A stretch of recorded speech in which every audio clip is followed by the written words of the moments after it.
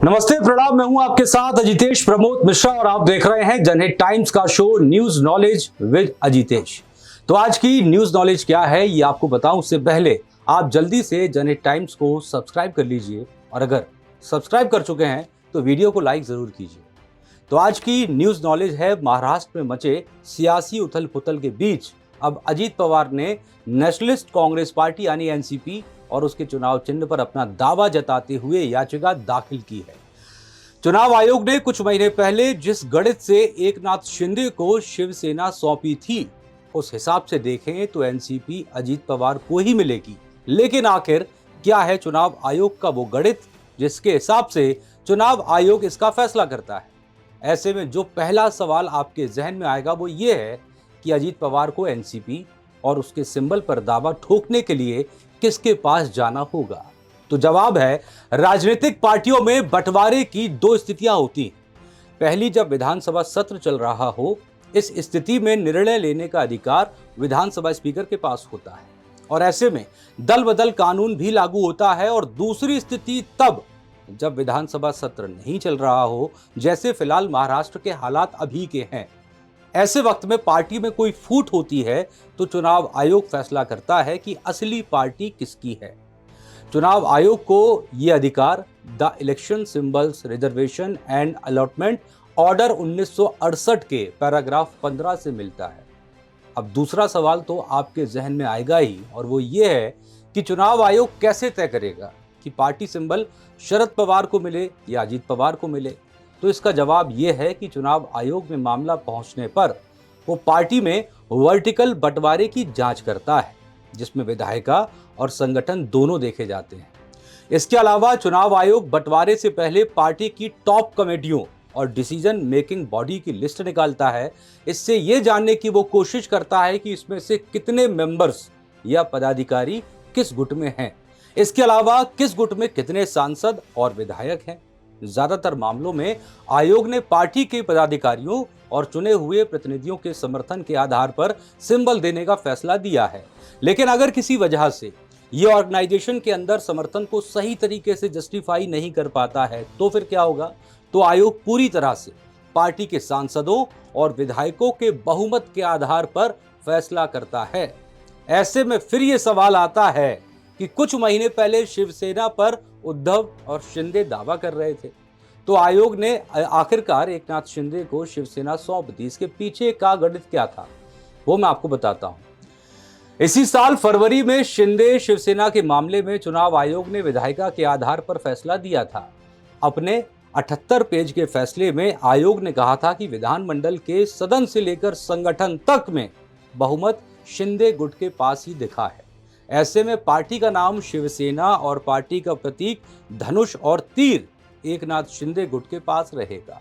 आयोग के सामने दोनों पक्षों ने अपने अपने दावे और उनकी पुष्टि के लिए दस्तावेज प्रस्तुत किए थे। एकनाथ शिंदे गुट के पास यूनाइटेड शिवसेना के टिकट पर जीत कर आए कुल 55 विधायकों में से 40 विधायक थे। पार्टी में कुल 47,82,440 वोटों में से 76% यानी कि 36,57,327 वोटों के दस्तावेज शिंदे गुट ने अपने पक्ष में पेश किए थे। इसके साथ ही शिवसेना के 12 सांसद भी थे। उद्धव ठाकरे गुट ने शिवसेना पर पारिवारिक विरासत के साथ ही राजनीतिक विरासत का दावा करते हुए 15 विधायकों और कुल 47,82,440 वोट में से सिर्फ 11,25,113 वोटों का ही दस्तावेजी सबूत पेश कर पाए थे, यानी कि कुल 23.5% वोट ही ठाकरे गुट के पास थे। ठाकरे गुट के पास शिवसेना के सिर्फ 15 विधायकों का समर्थन था, यानी कम विधायक होने के चलते उद्धव गुट को पार्टी सिंबल और नाम से अपना हाथ धोना पड़ा था। ऐसे में अब एक और महत्वपूर्ण सवाल आपको आपके मन में आएगा, जो मेरे भी है, वो ये है कि किस आधार पर देखें तो अजीत पवार का पार्टी सिंबल पर दावा कितना मजबूत होता है। तो जवाब ये है कि एनसीपी में अभी कुल 53 विधायक हैं। अजीत पवार गुट के छगन भुजबल ने 40 विधायकों के साथ होने का दावा किया है, यानी कि 75% विधायक अजीत गुट के पास हैं। बाकी सारे विधायक शरद गुट के साथ भी मान लें तो उनकी संख्या 25% से कम है। अजित पवार ने बुधवार को बांद्रा के भुजबल नॉलेज सिटी के एमईटी सेंटर में एनसीपी नेताओं की बैठक बुलाई थी। इस बैठक में 35 से ज्यादा विधायकों के पहुंचने का दावा किया गया है, तो वहीं शरद पवार ने वाईबी चौहान सेंटर यानी कि एनसीपी दफ्तर में एक बैठक की थी। शरद पवार की बैठक में 7 विधायकों के पहुंचने का दावा किया गया। अजीत गुट ने 29 विधायकों के नाम भी दिए, जो कि अजीत पवार हैं, छगन भुजबल हैं, हसन मुश्रीफ हैं, नरहरी झिरवाल हैं, दिलीप मोहिते हैं, अनिल पाटिल, माणिक राव कोकाटे, दिलीप वात्से पाटिल, अदिति तटकरे, राजेश पाटिल, धनंजय मुंडे, धर्मराव अत्राम, अन्ना बंसोड़, नीलेश लंके, इंद्रनील नाइक, सुनील शेलके, दत्तादे भरले, संजय बंसोड़, संग्राम जगताप, दिलीप होना, सुनील टिंगरे, सुशील शेलके, बाला साहेब अजाबे, दीपक चौहान, यशवंत माने, नितिन पवार, शेखर निकम, संजय शिंदे, राजू और जो विधान परिषद के सदस्य हैं उनके नाम भी हैं। उनके नाम हैं अमोल मिटकारी, रामराजे निम्बालकर, अनिकेत तटकरे और विक्रम काले। तो अजीत गुट के छगन भुजबल ने कहा कि हमारे पास 40 विधायक हैं। कई विधायक ट्रैफिक में फंसे हैं और कुछ विदेश में हैं, लेकिन उनके एफिडेविट हमारे पास हैं। लोग कह रहे हैं कि दल बदल कानून लागू होगा, कार्रवाई होगी, सब कुछ विचार करने के बाद ही ये फैसला लिया गया है। तो फिलहाल इन दावों से साफ है कि जो पार्टी सिंबल है वो अजीत पवार को ही मिल सकता है। अब सवाल ये है कि चुनाव आयोग में मामला जाने के बाद पार्टी सिंबल पर कितने दिनों में फैसला आ सकता है। तो इसका जवाब यह है कि चुनाव आयोग को ऐसे मामलों में पेश फैक्ट्स, दस्तावेज और हालात की स्टडी करने में समय लग सकता है। चुनाव आयोग से फैसले की कोई समय सीमा नहीं है। हालांकि चुनाव होने की स्थिति में आयोग जो है वो पार्टी के सिंबल को फ्रीज भी कर सकता है, अगर हाल ही में चुनाव होने हो और चुनाव आयोग ये फैसला ना दे पाया हो। अलग अलग गुटों को अलग अलग नाम और स्थायी सिंबल पर चुनाव लड़ने की सलाह भी दे सकता है। अब एक और जरूरी सवाल आपके जहन में आएगा कि भविष्य में अजित पवार और शरद पवार गुट के बीच सुलह हो जाती है तो पार्टी सिंबल की अपील का क्या होगा। तो इसका जवाब भी मैं आपको देता हूं। अगर दोनों गुटों में सुलह हो जाती है तो फिर से चुनाव आयोग से संपर्क कर सकते हैं, साथ ही एक पार्टी के रूप में पहचान की मांग भी कर सकते हैं और आयोग के पास गुटों के मर्जर को एक पार्टी के रूप में मान्यता देने का भी अधिकार है। यानी पार्टी फिर से अपने सिंबल और नाम का इस्तेमाल कर सकेगी।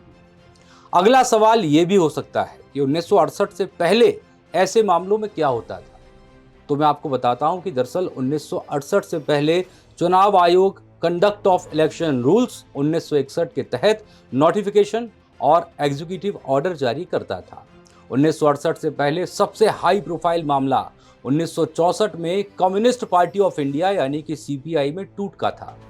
सीपीआई से अलग हुआ एक गुट दिसंबर 1964 में चुनाव आयोग पहुंचा और उन्हें कम्युनिस्ट पार्टी ऑफ इंडिया मार्क्सवादी यानी कि सीपीआई एम के रूप में मान्यता देने की मांग की गई। इस दौरान इस गुट ने आंध्र प्रदेश, केरल और पश्चिम बंगाल के उन सांसदों और विधायकों की सूची भी दी थी जिन्होंने उनका समर्थन किया। तो चुनाव आयोग ने इस दौरान अपनी जांच में पाया कि इस गुट का समर्थन करने वाले सांसदों और विधायकों के वोट 3 राज्यों में 4% से ज्यादा थे। ऐसे में चुनाव आयोग ने इस गुट को सीपीआई एम के रूप में मान्यता दे दी थी। अब 1968 में नया नियम आने के बाद पहला मामला कांग्रेस में फूट का भी था। 1969 में कांग्रेस 2 धड़ों में बंट गई थी। 3 मई 1969 को राष्ट्रपति डॉक्टर जाकिर हुसैन की मौत होती है। उपराष्ट्रपति वीवी गिरी कार्यवाहक राष्ट्रपति बनते हैं। उस समय तक उपराष्ट्रपति को ही राष्ट्रपति बनाने का चलन था, लेकिन कांग्रेस सिंडिकेट ने इस विचार को खारिज कर दिया। उसके बाद इंदिरा गांधी और दिग्गज नेताओं के ताकतवर गुट कांग्रेस सिंडिकेट के बीच तनातनी नजर आने लगी। सिंडिकेट नेता के कामराज, एस निज लिंगप्पा और अतुल्य घोष नीलम संजीव रेड्डी को राष्ट्रपति का उम्मीदवार बनाया। रेड्डी सिंडिकेट के करीबी थे। उस वक्त की प्रधानमंत्री इंदिरा गांधी ने उपराष्ट्रपति रहे वीवी गिरी को निर्दलीय के रूप में मैदान में उतरने के लिए प्रोत्साहित किया।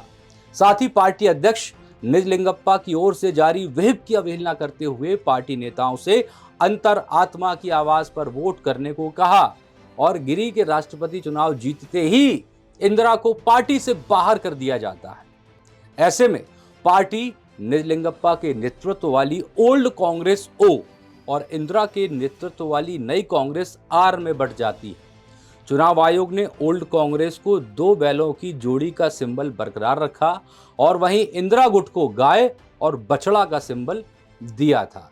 तो ऐसे में आज न्यूज नॉलेज में आप समझे होंगे कि चुनाव आयोग किस गणित के तहत ये सब फैसले करता है और महाराष्ट्र में जो सियासी उथल पुथल एनसीपी के अंदर मचा, अजित पवार गुट, शरद पवार गुट, अब इसे पार्टी का सिंबल कौन ले पाता है, किसको मिलता है, चुनाव आयोग किसको देता है, ये भी गणित मैंने आपको समझाने की कोशिश की। और जहां तक अगर प्रतिशत की बात करें, विधायकों की बात करें, सांसदों की बात करें, तो अभी तक जो पुराने फैसले रहे हैं चुनाव आयोग के, उनके मुताबिक चुनाव अगर होता है तो जो सिंबल है वो फ्रीज कर दिया जाएगा, लेकिन अगर चुनाव से पहले चुनाव आयोग फैसला करता है तो जो आंकड़े हैं उसके हिसाब से एनसीपी का सिंबल अजीत पवार को मिल सकता है। तो आज की न्यूज नॉलेज विद अजितेश में इतना ही।